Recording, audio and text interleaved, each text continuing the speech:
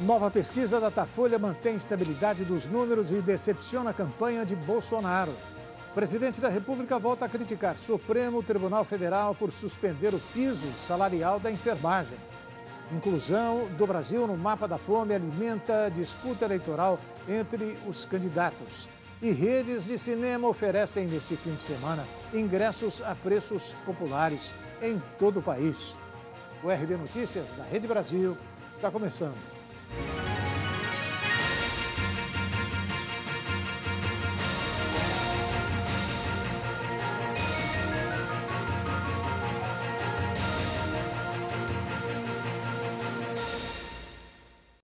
Pesquisa Datafolha divulgada ontem mostrou que o ex-presidente Luiz Inácio Lula da Silva se manteve estável, enquanto o atual presidente Jair Bolsonaro caiu 1 ponto. Confira os números desse levantamento.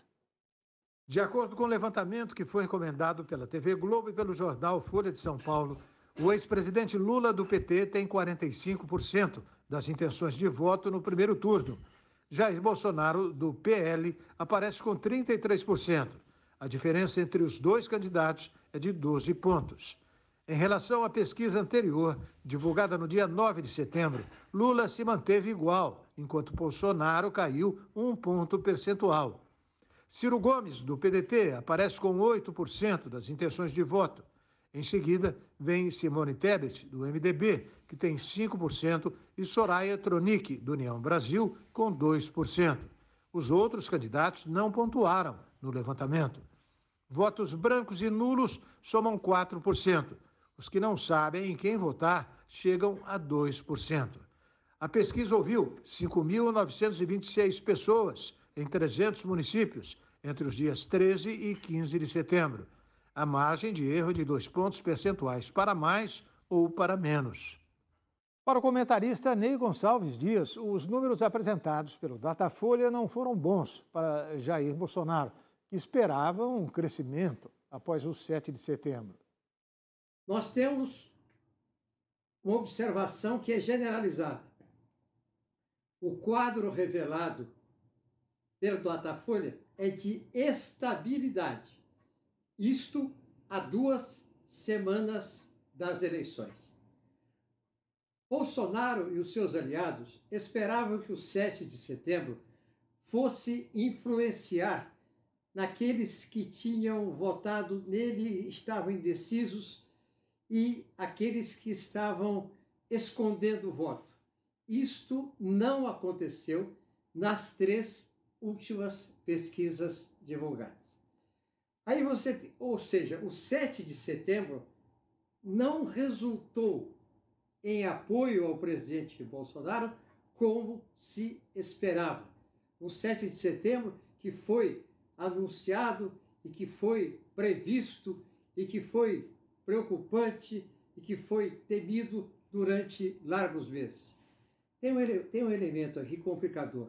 O deputado Douglas Garcia, que criou o problema lá, agrediu a jornalista Vera Magalhães do jornal o Globo do Rio de Janeiro e da TV Cultura, ele trouxe um elemento complicador para a campanha de Tarcísio em São Paulo e trouxe uma certa lembrança dos ataques do presidente na área de mulheres, do tratamento com as mulheres. Pois bem, o Lauro Jardim, jornalista do jornal o Globo do Rio de Janeiro, observa que se o Tarcísio em São Paulo não for para o segundo turno, ele vai criar uma complicação imensa para o presidente Bolsonaro.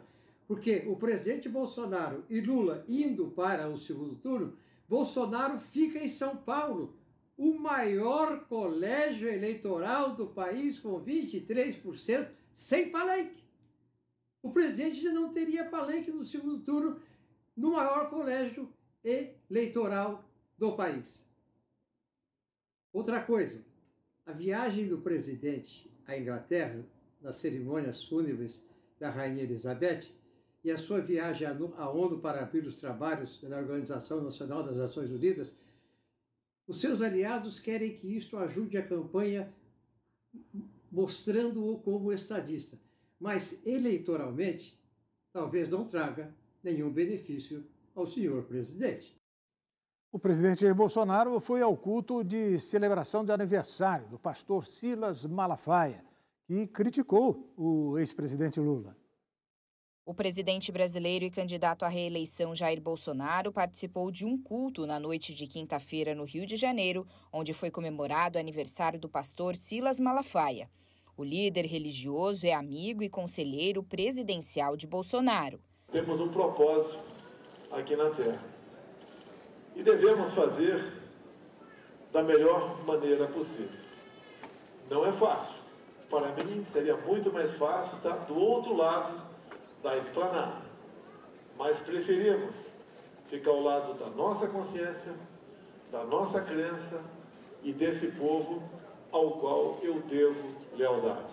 Bolsonaro conta com um forte apoio entre os evangélicos, público que, segundo Malafaia, vai influenciar as eleições. Nós vamos influenciar, sim. Nós somos cidadãos desse país, somos cidadãos como qualquer. Se sindicalista influencia, se socialista influencia, se comunista influencia, nós vamos influenciar, sim! Nós não estamos aqui votando por causa de um homem, nós estamos votando, sabe por causa de quê? Por causa de princípios e valores. E nós não vamos abrir mão de princípios e valores. Uma sociedade onde o politicamente correto que é aplaudido, quem defende droga, quem defende aborto, quem defende casamento gay, então é aplaudido. Aí nós somos fundamentalistas. Há controvérsias, né? Há quem não admite o uso da Bíblia como instrumento para aquisição de votos, né? Instrumento eleitoral. Muito bom. Em sua transmissão semanal pela internet, Jair Bolsonaro dedicou quase 9 minutos para atacar o rival dele, Lula. Ele também criticou o STF sobre o piso da enfermagem.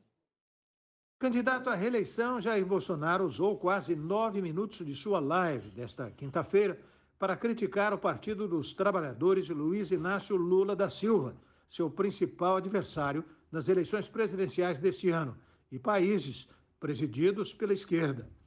O chefe do executivo disse que não fez nenhum decreto no tocante a sigilo e que o que existe é uma lei de 2011 que ele é obrigado a cumprir nos casos de assuntos de natureza particular.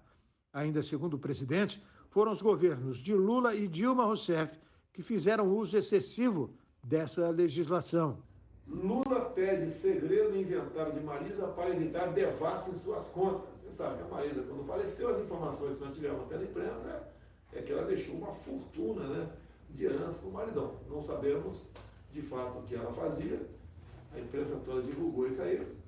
E depois, abusando do lei de acesso a informações, o Lula pede segredo no inventário de Marisa, algo pessoal dele. Não tinha, se for tudo aquilo que a imprensa divulgou, realmente não tinha como justificar como ela conseguiu tudo aquilo.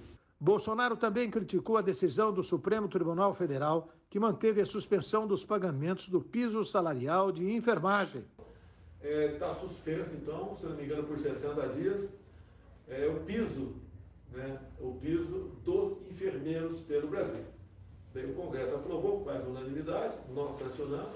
No meu entender, é uma interferência, mais uma interferência do Supremo Tribunal Federal no dia a dia. Não tem nada a ver com constitucionalidade essa questão. Então, mais uma vez, o Supremo interfere, prejudicando em torno de 2 milhões de profissionais de saúde. Em uma tentativa de se aproximar do público feminino, a campanha de Jair Bolsonaro tem aproveitado a presença da primeira-dama, Michele Bolsonaro. Ela multiplicou as aparições públicas e discursos para apoiadores. Vamos acompanhar. Antes, uma acompanhante discreta, a primeira-dama Michele Bolsonaro ganhou protagonismo na campanha presidencial do marido Jair. A estratégia é uma forma de manter o voto dos evangélicos, grupo em que o presidente é forte, e conquistar o eleitorado feminino, no qual Bolsonaro vai mal. Até pouco tempo atrás, se atribuía a ela uma influência silenciosa no governo, principalmente na nomeação do pastor presbiteriano Milton Ribeiro como ministro da Educação e de André Mendonça ao Supremo Tribunal Federal. Mas quando o presidente lançou a campanha reeleição, Michele virou protagonista. Desde então, fez aparições em comícios com discursos lotados de menções a Deus e ataques aos que são considerados inimigos do governo, em declarações que geraram entusiasmo até maior que os discursos de Bolsonaro. As mulheres são a maioria dos eleitores brasileiros que vão às urnas em outubro para decidir se vão dar mais um mandato ao atual presidente ou se vão trazer de volta ao poder o ex-presidente Luiz Inácio Lula da Silva, favorito nas pesquisas de intenção de voto. Bolsonaro é acusado frequentemente de ser machista. Só na semana passada, durante as comemorações do bicentenário da independência, se vangloriou de uma suposta virilidade, chamando a si próprio de imbrochável diante de uma multidão de apoiadores. Analistas afirmam que os eleitores também o criticam pela falta de políticas para equilibrar o efeito desproporcional nas mulheres na crise econômica causada pela pandemia. A presença de Michele busca enviar a mensagem de que o presidente é um homem de família, conservador. O crescente protagonismo da primeira-dama foi repreendido por autoridades eleitorais por superar o tempo permitido a aliados dos candidatos na propaganda. Há 2 semanas do primeiro turno, a inclusão de Michele tem se mostrado insuficiente. Bolsonaro melhorou timidamente o desempenho com o eleitorado feminino nas pesquisas. A seguir, como a inclusão do Brasil no mapa da fome tem mexido na disputa pela presidência da República. O RB Notícias volta daqui a pouquinho.